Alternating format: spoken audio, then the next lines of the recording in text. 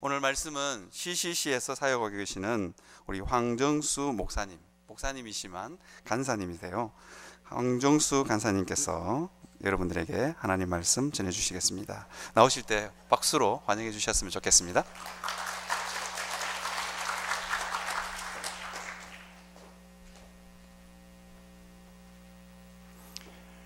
반갑습니다. 제가 잠깐 기도하고 하나님 말씀 나누겠습니다. 하나님 감사합니다. 이 시간 하나님 말씀을 함께 듣고 또 삶에 적용하려고 합니다.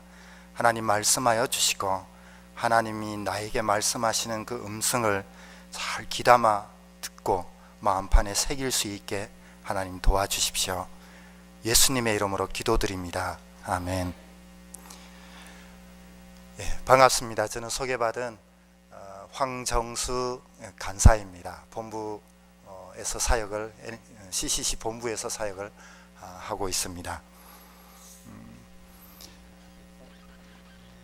작년 이맘때쯤에 제가 이곳에서 우리 지금 TOT 훈련을 3기 훈련을 받고 지금 훈련 간사로 섬기는 분들과 함께 이곳에서 훈련을 했었습니다.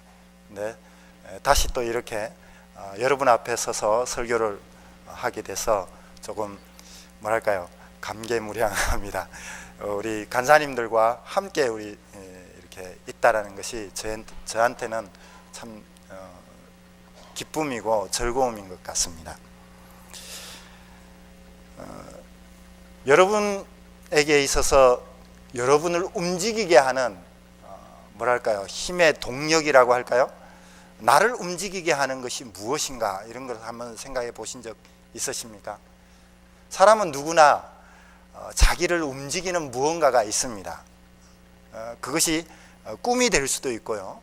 또 그 꿈 가운데는 여러 가지로 어떤 돈을 엄청 벌어야 되겠다라는 그런 꿈이 있을 수도 있고, 그래서 그 꿈을 향해서 그것이 돈을 버는 장수가 생기기만 한다면 내 스스로가 이렇게 움직이게 하는, 그 소식만 들으면 이렇게 몸이 자연스럽게 움직이는 그런 사람이 있는가 하면, 때로는 또 명예나 직위 이런 곳에 관심이 있어서 그것을 얻기 위해서는 내 몸이 자연스럽게 움직이는 그런 사람들도 있을 것 같습니다.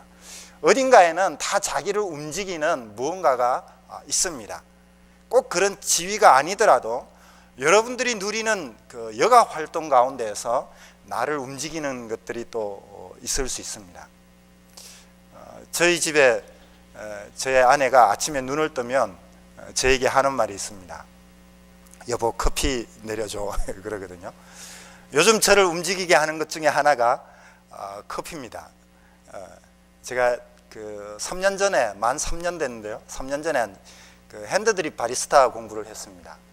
커피에 관심이 있어서. 커피 자체라기보다는 문화가 커피 문화다 보니까 젊은 청년들하고 또 선생님들하고 이렇게 소통을 하려고 하다 보니까 자연스럽게 이 커피가 이렇게 사람들을 모으는데 하나의 매개체가 되더라고요. 그래서 아내 몰래 저녁에 커피를 배웠습니다. 머신샷하고 드립을 배웠는데, 그걸 배우고 나니까 많은 사람들이 자연스럽게 이렇게 잘 모이더라고요. 그래서 대화하게 되고, 그래서 요즘은 누가 커피 먹으러 가자 이게 아니고 저를 불러서 커피를 이렇게 좀 내려주시겠습니까? 이러면 자연스럽게 그냥 너무나 기쁜 마음으로 제가 움직이는 걸 보게 됩니다. 저를 움직이는 것 중에 하나가 커피인 것 같아요. 여러분들은 어떻습니까? 여러분들이 누리는 문화 가운데 어떤 사람은 요즘처럼 겨울철에 스키 타러 가자면 이렇게 자연스럽게 빨리 능동적으로 움직이는 사람이 있습니까? 모르겠습니다. 사람마다 자기를 움직이게 하는 무언가가 있습니다. 영적인 일에도 마찬가지죠. 자기를 움직이는 뭔가가 있습니다. 성경에 사도 바울이 고린도 후서 5장 14절인가요? 거기 보면 사도 바울을 움직이게 하는 뭔가가 있었습니다. 그 본문에 보면 이렇게 나와 있습니다. 하나님의 사랑이 나를 강권하시는도다. 이 강권하시다라는 이 말은 이끄신다라는 말입니다. 사도 바울은 그 고린도후서 5장 바로 앞에 4장 후반부와 6장 전반부에 보면 사도 바울은 굉장히 어려운 사방으로 우겨싸움을 당하고 공격을 당하는 그런 어려움을 나열하고 있습니다. 그런 가운데서도 그 자신을 움직이게 하는 무언가가 있다고 그랬는데 그게 뭐냐면 하나님의 사랑이라고 이야기를 하고 있습니다. 오늘 제가 특별히 훈련 받으시는 분들과 훈련 간사님들에게 메시지를 해드리고 싶은 것은 여러분들이 앞으로 사역할 때에 영적인 사역, 교회 섬기는 이 일을 할 때에 나를 움직이게 하는 것이 무엇인가 라는 부분에 있어서 조금 생각을 해 보셨으면 하는 마음에 오늘 말씀을 좀 나누고 싶습니다. 오늘 본문 말씀은 우리가 너무나 잘 알고 있는 말씀입니다. 그죠? 본문을 보면 어떤 한 사람에게 두 아들이 있었습니다. 둘째 아들이 어느 날 갑자기 아버지에게 이렇게 이야기를 합니다. 아버지, 나에게 줄 유산, 분깃을 좀 앞당겨 주실 수 없겠습니까? 아버지는 성경에 보니까 특별히 물어보지를 않습니다. 그리고 아들이 무슨 일을 하겠다라는 이야기도 없습니다. 그러나 아버지는 정리를 해서 그에게 줄 두 아들에게 줄 분깃을 나누어서 둘째에게 넘겨줍니다. 1세기 당대에 분깃, 이 기업 유업은 뭡니까? 유산은 아버지가 돌아가실 때의 유산을 물려주는 것이 관례입니다. 요즘은 유산을 미리 이렇게 나눠주기도 하고 그렇게 하죠. 그런데 1세기 당대에는 그렇지 않습니다. 아버지가 돌아가실 때에 자녀들을 불러 모아놓고 유산을 나누어 줍니다. 이 말은 역으로 이야기를 하면 자식이 아버지에게 미리 유산을 달라고, 나의 분깃을 달라고 하는 말은 역으로 이런 표현도 될 수가 있습니다. 아버님 빨리 하늘나라로 가십시오 라고 하는 그런 표현일 수도 있다라는 것입니다. 왜? 그 당대는 아버님이 돌아가실 때의 유산을 주는 것이었기 때문에 그렇습니다. 여러분, 이런 자식 어떻습니까? 옛날 우리 어르신들 보면 이런 자식은 동네 밖으로 내쫓았습니다. 그죠? 아주 어디 이렇게 못 배운 자식이 있냐고 내쫓았습니다. 그러나 성경에 나와 있는 이 아버지는 그 아들에게 유산을 나누어 줍니다. 근데 이 유산이 엄청나게 많았던 것 같아요. 우리 성경에서는 얼마나 많이 있는지는 모르겠지만 뒤에 가니까 큰아들이 수해 동안 아버지를 섬겼는데 이런 표현이 나옵니다. 그러니까 그 동안에 엄청나게 많은 유산을 받고 이것을 탕진한 것 같습니다. 그리고 아버지께로 돌아옵니다. 저는 저희 부모님, 어머님이 일찍 돌아가셨습니다. 친어머님도 일찍 돌아가셨고 두 번째 새어머님도 일찍 돌아가셨습니다. 지금은 아버님 한 분만 계십니다. 제가 기억에 남는 친어머니의 그 뭐랄까요, 사랑이 딱 하나가 있습니다. 마치 성경에 나오는 오늘 본문과 유사한 겁니다. 제가 초등학교를 졸업하고 중학교를 입학을 하고 난 다음에 학교에서 공부를 하다가 늦게 왔습니다. 늦게 집에 귀가를 했는데 동네 어귀에서 저희 어머님이 한 500m 정도를 집에서 마을 어귀까지 마중을 나왔어요. 그러니까 신장로가 막 뚫려 있는데 멀리서 제가 커브를 딱 틀어서 신장로에 딱 들었으니까 어머님이 저 끝에서 저를 기다리고 계셨어요. 그래서 제가 막 초등학교를 졸업하고 중학교를 들어갔다가 늦게까지 공부를 하고 오니까 어머님이 걱정이 되셔서 나오신 거예요. 그러니까 저를 보자마자 어머님이 이렇게 손을 흔드시더라고요. 마치 그보다 더 심하게 해서 오늘 본문은 그렇게 돌아오는 자기 아들을 아버지인 아버지가 뭐랄까요, 맨발로 나왔다고 해야 될까요? 아주 쫓아와서, 여러분 부모 마음 아시죠? 자녀들이 뒷모습만 봐도 100m, 200m 떨어져서 뒷모습만 봐도 제가 누군지 대부분에 알아보지 않습니까? 아버지가 쫓아와서 그 아들을 끌어안고 그 아들의 손에 가락지를 끼우고 신발을 신깁니다. 가락지를 끼우고 신발을 신긴다는 말은 뭔 말입니까? 그의 직위를 회복시켰다라는 이야기입니다. 아버지의 마음이 여기에 있습니다. 자기 자식이, 둘째 아들이 그렇게 많은 자손을 탕진했다 할지라도 성경에 보니까 그에 대한 아무런 이런 방구 이야기가 없고, 거지같이 되어서 돌아온 그 자식만 눈에 들어왔던 것입니다. 오늘 이 본문의 이야기는 잃어버린 자에 대한 이야기입니다. 이 본문의 이야기를 듣는 사람이 성경에 15장 1절을 한번 봐 주십시오. 다 같이 성경을 한번 보겠습니다. 15장 1절에 보면 모든 세리와 죄인들이 말씀을 들으러 가까이 나오니, 첫 번째 부류가 세리와 죄인입니다. 두 번째 2절에 보니까 바리새인과 서기관들이 수군거려 이르되 이 사람이 죄인을 영접하고 음식을 같이 먹는다 하더라. 두 번째 부류가 바리새인과 서기관입니다. 예수님께서 이 외화를 하실 때에 바리새인과 서기관이 이 메시지를 들었을 때 어떤 느낌이었을까요? 아마 자기 일을, 자기의 이야기를 하고 있는 것이라고 받아들이지 않았을까요? 그 마음에, 이 아버지의 마음, 그것을 가슴에 새기고 눈물을 흘리지 않았을까요? 마치 집 떠난 죄인, 그 둘째 아들과 같은 그런 마음을 가지고 이 바리새인과 세리들은 아마 예수님의 말씀을 경청을 했을 것입니다. 그러나 오늘 두 번째 사람이 나옵니다. 잃어버린 사람은, 어쩌면 진정으로 잃어버린 사람이 누구인가 우리에게 말씀해 주는 것 같습니다. 두 번째 사람입니다. 25절 이후로부터 큰아들이 등장합니다. 이렇게 돌아온 둘째 아들을 위해서 큰 잔치를 베풉니다.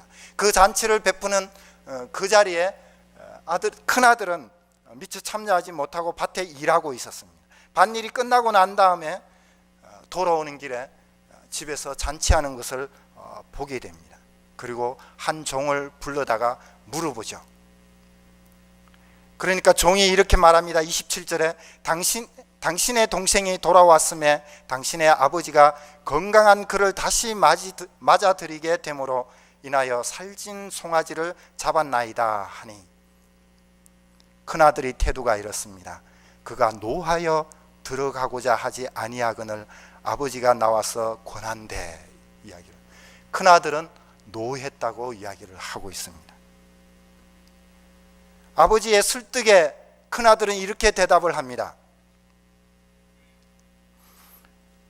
아버지께 대답하기를, 내가 여러 해 아버지를 섬겨 명을 어김이 없거늘 내게는 염소 새끼라도 주어 나와 내 벗으로 즐겁게 하신 일이 없더니 아버지의 살림을 창녀들과 함께 삼켜버린 이 아들이 돌아오매 이를 위하여 살찐 송아지를 잡으셨나이다. 큰아들에게 무슨 일이 일어났습니까? 여기에 아이러니가 있습니다. 큰아들은 잘못한 게 없어요. 여러 해 동안 아버지의 일을 섬겼습니다. 그런데 아버지의 마음을 모르고 아버지의 베풀어준 잔치에 들어가지는 못했습니다. 무엇이 못 들어가게 했을까요?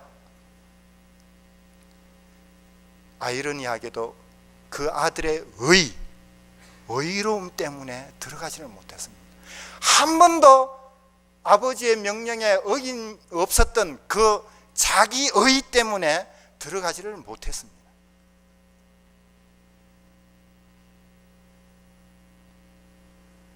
그런 사람이 두 번째 예수님의 메시지를 듣고 있는 사람입니다.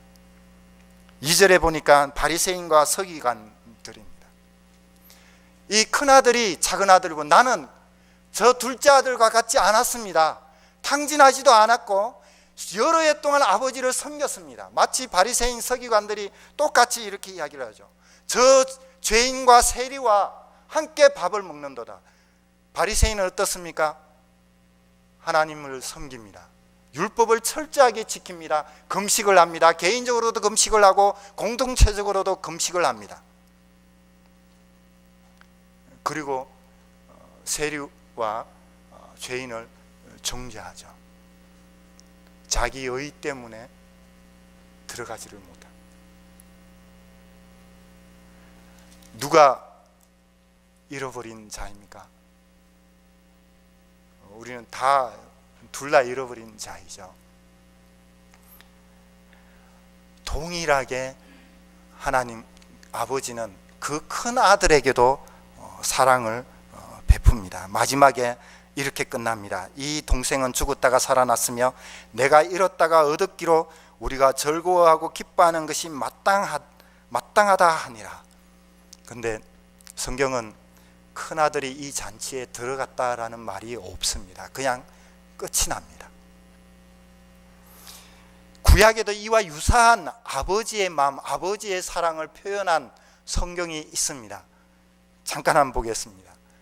여러분, 구약 성경 요나서입니다.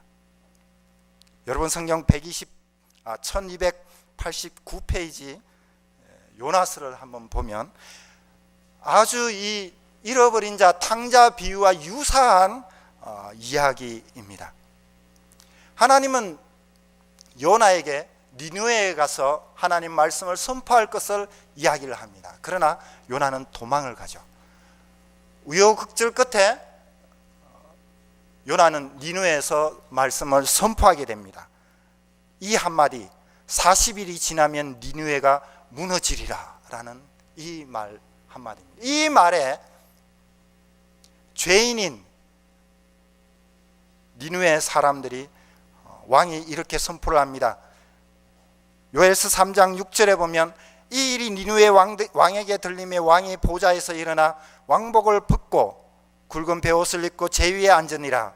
왕과 그의 대신들이 조서를 내려 니느웨에 선포하여 이르되 사람이나 짐승이나 소떼나 양떼나 아무것도 입에 대지 말지니 곧 먹지도 말 것이요 물도 마시지 말 것이며 사람이든지 짐승이든지 다 굵은 베옷을 입을 것이요 힘써 하나님께 부르짖을 것이며 각기 악한 길과 손으로 행한 강포에서 떠날 것이라. 하나님이 뜻을 돌이키시고 그 진노를 그치사 우리가 멸망하지 않게 하시리라. 그렇지 않을 줄을 누가 알겠느냐 한지라. 결국은 돌이켜 회개하며 구속함을 입습니다. 그러나 요나의 태도는 어떻습니까? 요나는 4장에 보면 이렇게 표현합니다. 4장 2절에 보면 여호와께 기도하여 이르되 여호와여 내가 고국에 있을 때에 이러하겠다 말씀하지 아니하나이까. 그러므로 내가 빨리 다시스로 도망하였사오니 주께서는 은혜로우시며 자비로우시며 노하기를 더디하시며 이내가 크시사 뜻을 돌이켜 재앙을 내리지 아니하시는 하나님이신 줄을 내가 알았음이니이다. 사실 12소선지서는 유대인들은 이걸 하나의 묶음으로 보고요 같이 성경을 읽습니다.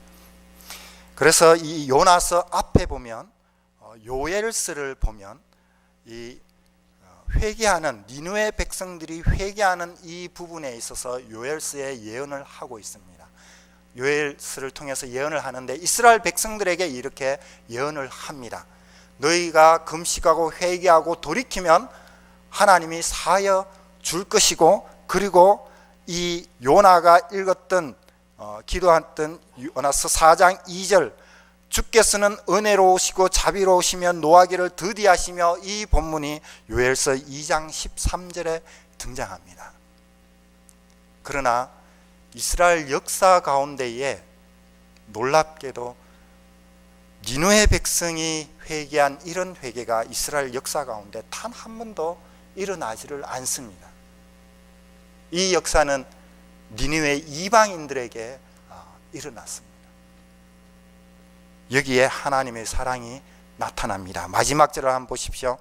요나서 4장 10절 11절에 가면 10절에 보면 여호와께서 이르시되 내가 수고도 아니하였고 재배도 아니하였고 하룻밤에 났다가 하룻밤에 말라버린 이 박능쿨을 아꼈거든. 하물며 이 큰 성읍 니느웨에는 좌우를 분별하지 못하는 자가 12만여 명이요 가축도 많이 있으니 내가 어찌 아끼지 아니하겠느냐 하시니라. 하나님이 이 백성을 사랑하셨다라고 이야기를 하고 있습니다. 그걸로 끝났습니까? 아닙니다. 요나서는 어찌 보면 니느웨 사람들보다 요나에게 더 관심이 있었던 것 같습니다. 왜냐하면 4장은 요나와 하나님과의 대화로 이어집니다.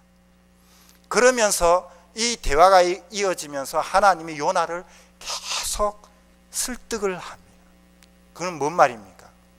하나님이 요나를 끝까지 사랑하시고 도망가는 그 요나를 끝까지 추적하시고 사랑의 추적이 계속 이어져 가고 있다라는 것을 보게 됩니다. 그런데 이 본문도 요나도 탕자처럼 탕자의 그 비유의 마지막에 형이 그 잔치에 들어갔다는 말이 없는 것처럼 이 요나서도 끝이 요나가 거기에 설득에 순종하고 회개하고 돌이켰다라는 이야기가 없습니다. 등장하지를 않습니다. 하나님은 잃어버린 자, 예수를 믿지 않는 사람들을 사랑할 뿐만 아니라 자기 백성도 사랑합니다.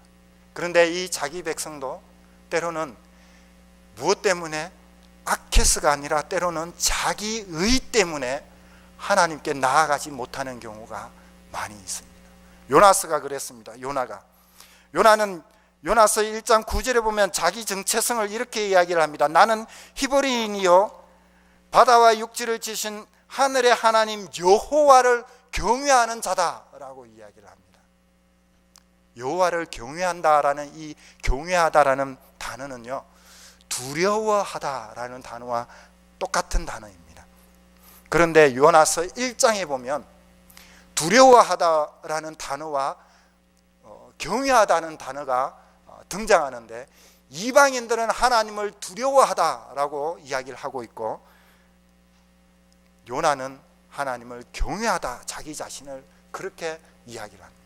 요나는 자기의 의를 자랑합니다.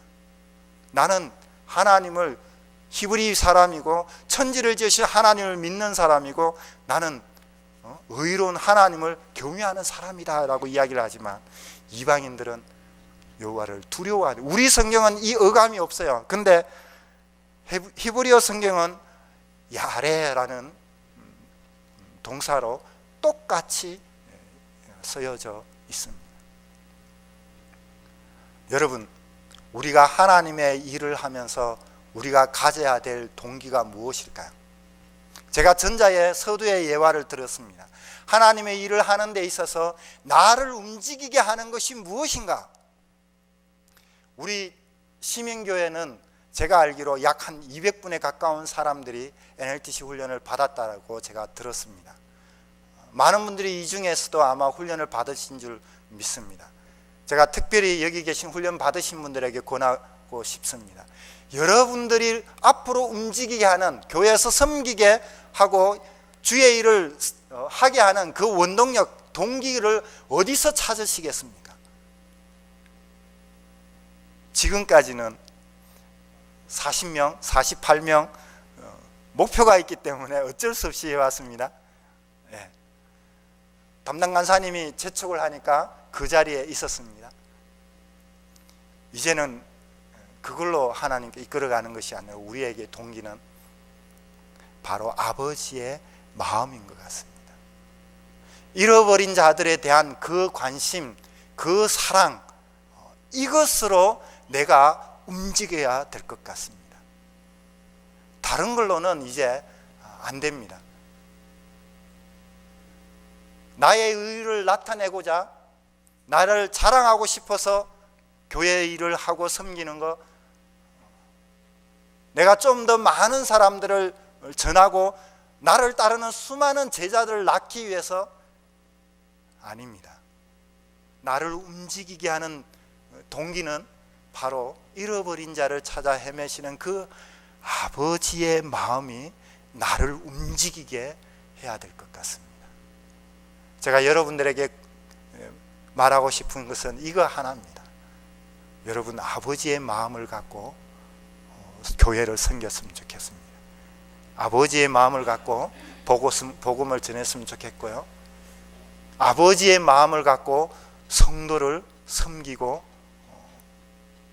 봉사를 했으면 좋겠습니다. 같이 기도하겠습니다. 하나님 아버지, 주의 일을 섬기는 데 있어 우리의 의가 때로는 하나님께 나아감을 방해하는 요소로 등장할 때가 많습니다. 나의 의를 철저히 깨워주시고 하나님 끝까지 그 아버지의 마음을 품을 수 있게 하나님 도와주시옵소서. 하나님의 사랑으로 움직이는 자가 되게 도와주십시오. 예수님의 이름으로 기도드립니다. 아멘.